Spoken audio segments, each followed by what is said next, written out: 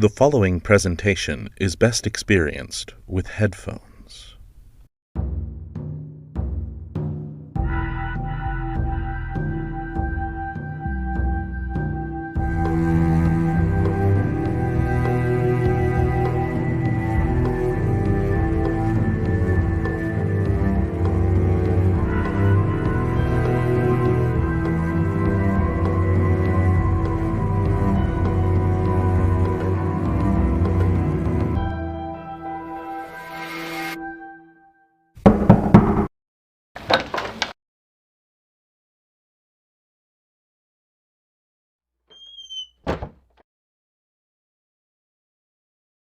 Greetings, honored guests.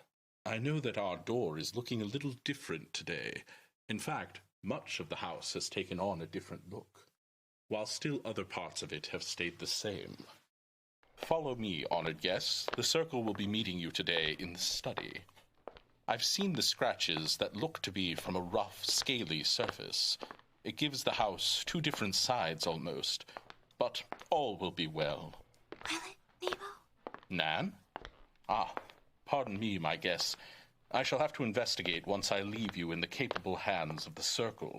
And here they are now. Nemo, have any more scratches appeared? Yes, my lady. I have, however, managed to recover a few fragments of the scales within the stone, as you wish. Ah, thank you. Do they look familiar? No, these scales aren't any I've encountered in the sea. Are you sure? Oh, dear traveler, you may be on your first adventures, but I have taken many trips to the salt waters, fresh waters, and enchanted waters of the realms. These, however, are not of those. So, this creature may be of land. Or air. I've hopped a few clouds before, and you wouldn't believe the things that fly up there. It could be a defenseless animal. It may just be lost and looking for a way out of the house. I appreciate your fondness for life, Lana, but I sense this being is not lost. What do you mean? These happenings, they can't all be by happenstance. I believe they are one and the same, created by the same being. Morgana is right. Anything with non-malicious intent would have made itself known by now. I wonder, do you have that crystal ball the Dark Fairy gifted you? Of course, I always keep it near. Do you think Morgana can see the creature in the crystal? She might be able to, if it wants to be seen. And if not? We're back to square one. Precisely. Lady Morgana? I must spell the crystal. One moment. Open locks, whoever knocks, show us the locks, making way through our house. Oh no! My goodness. Come on. Let me. All right. No one panic. It's only a wall of more of these scales. It's moving. Well, they have to. It's attached to something. If only I could get a closer look. The pattern is almost like... It's gone. I'm sorry. I don't know where the image has gone. Did it leave? No, I don't think it has. What do you think?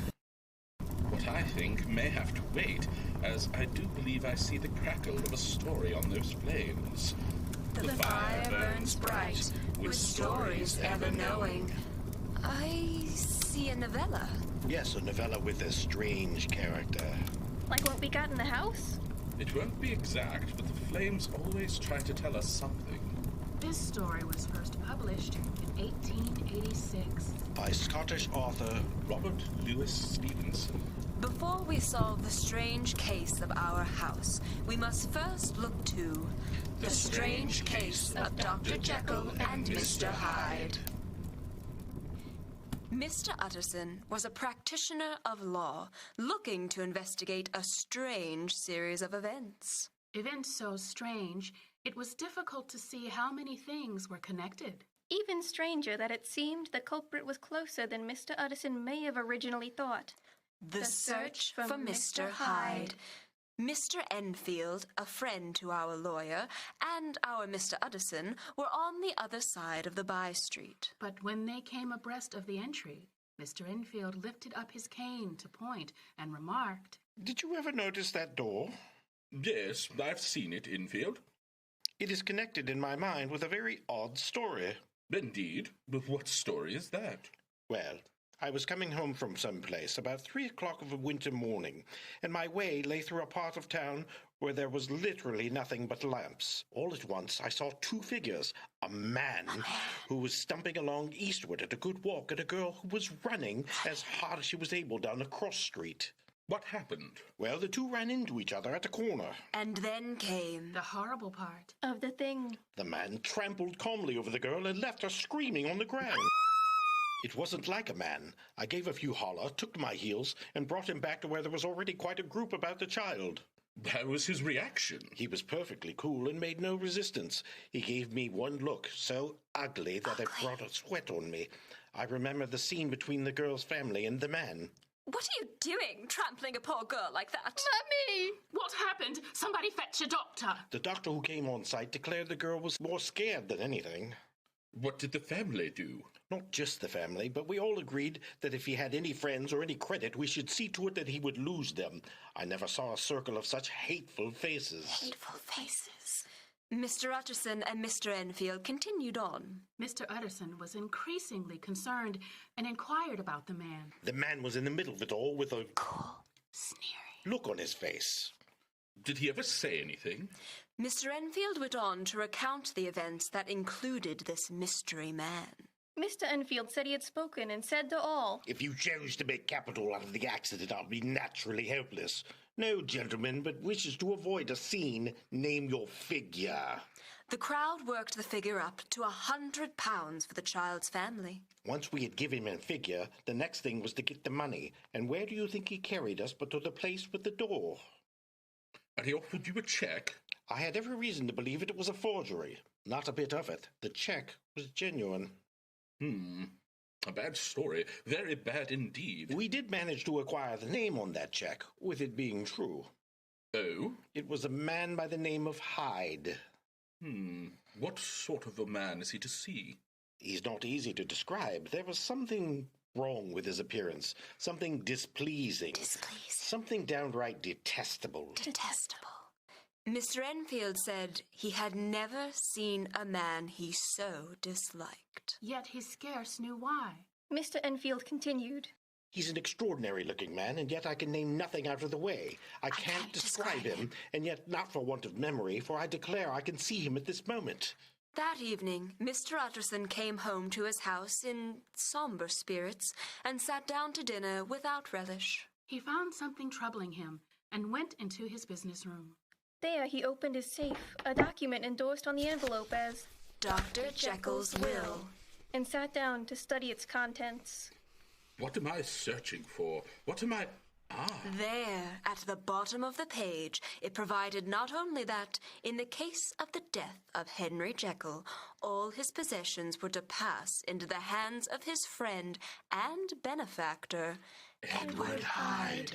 But that in case of Dr. Jekyll's disappearance exceeding 3 calendar months, the said Edward Hyde should step into the said Henry Jekyll's shoes without further delay. This document had long been the lawyer's eyesore. It offended me both as a lawyer and as a lover of the sane and customary sides of life. It was already bad enough when the name was but a name of which I could learn no more. It was worse when it began to be clothed upon with detestable attributes. With that, he blew out his candle and set forth in the direction of Cavendish Square, where his friend, Dr. Lanyon, resided. He thought, If anyone knows, it would be Lanyon. The solemn butler ushered Mr. Utterson direct from the door to the dining room, where Dr. Lanyon sat alone. He was a hearty, healthy, Dapper gentleman. At sight of Mr. Utterson, he sprang up from his chair and said, Welcome, friend, come in. For these two were old friends, old mates both at school and college, both thorough respecters of themselves and of each other. After a little rambling talk, the lawyer led up to the subject which so disagreeably preoccupied his mind. I suppose, Lanyon, you and I must be the two oldest friends that Henry Jekyll has. I wish the friends were younger, but I suppose we are. And what of that? I see little of him now. Indeed. I thought you had a bond of common interest. We had, but it has been more than 10 years since Henry Jekyll became too fanciful for me. He began to go wrong. Wrong in mind. Such unscientific balderdash would have estranged Damon and Pythias. Did you ever come across a protege of his, one Hyde? Hyde? No, never heard of him, since my time. That was the amount of information that the lawyer carried back with him to the great, dark bed on which he tossed to and fro. It was a night of little ease to his toiling mind, toiling in mere darkness and besieged by questions. A figure showed in his dreams all night, and if at any time he dozed over, it was but to see the figure glide more stealthily through the sleeping houses. And still the figure had no face by which he might know it, even in his dreams, and thus it was that there sprang up and grew in the lawyer's mind a singularly strong curiosity to behold the features of the real Mr. Hyde.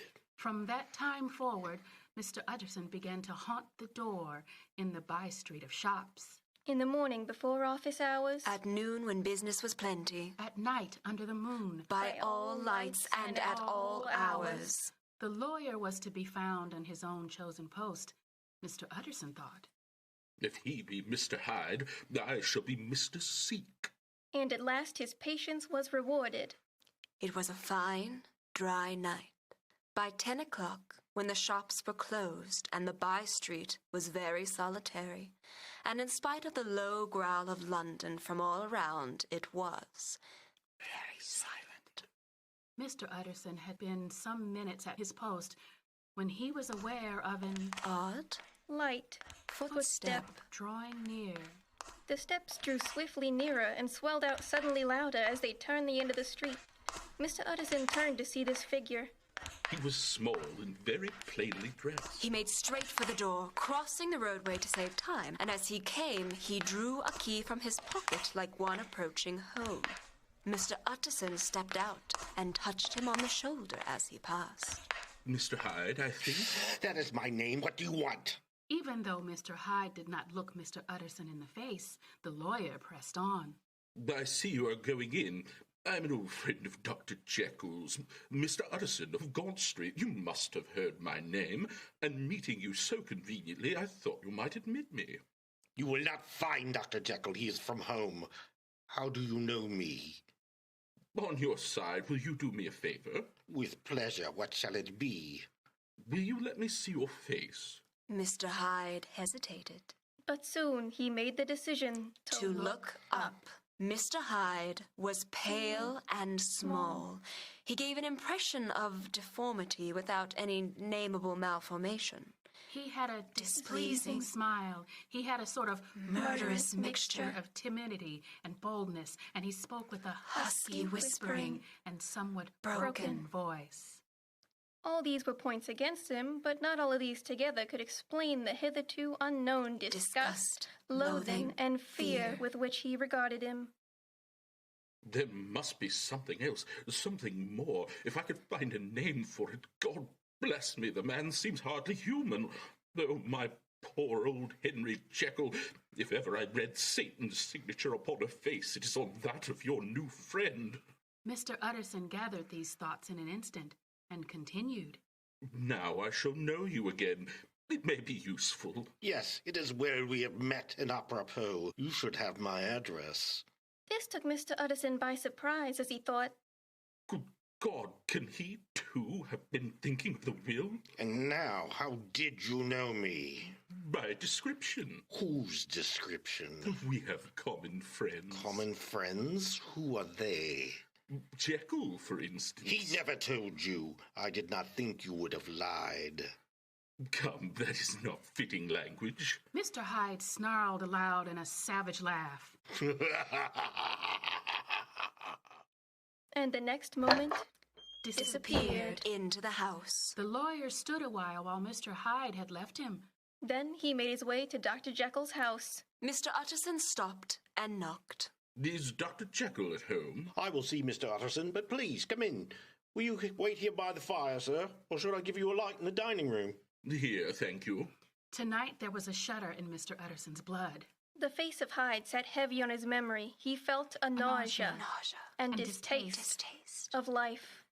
Presently, Dr. Jekyll's butler returned and announced, Sorry to say, sir, but Dr. Jekyll has gone out.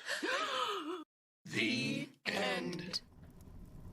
I think that may be confirmation from the flames of these strange occurrences being one and the same. Singularly related. But what is inside the house? Imris, before the flames called out to us, you were saying something about the disappearance on the crystal ball. Well, yes. I don't think it was a disappearance. I think it was a shift. A shift? A shapeshifter.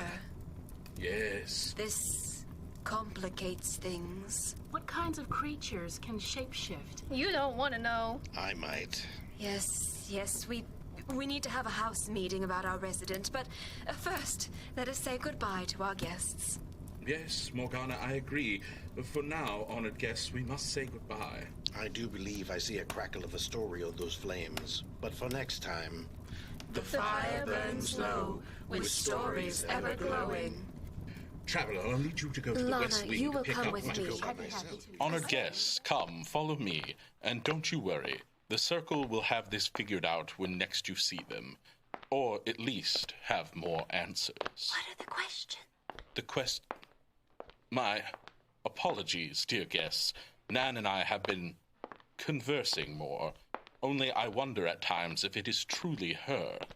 Please, whatever you do, don't answer any voices on the way out. I overheard Lady Morgana and Grandmaster Imris, but these voices may not be their own.